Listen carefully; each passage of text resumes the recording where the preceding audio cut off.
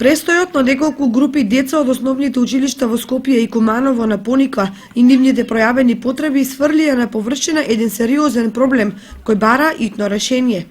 Станува збор за неможноста на децата да се снабдат со витамински сокови и други безалкохолни пијалоци, чаеви, чоколади, гуми за џвакање и милион мали неопходни нешта на кои се навикнати во нивните места на живење.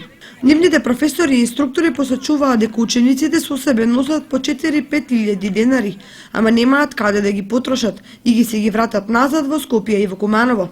Математиката вели, ако само 100 деца при посетата на Пониква потрошат по 50 евра, што е некаков минимум, тоа значи дека ќе остават вкупно 5000 евра. А во услови на снег и помасовна посетеност, ќарот на Пониква може да биде неколку пати поголем.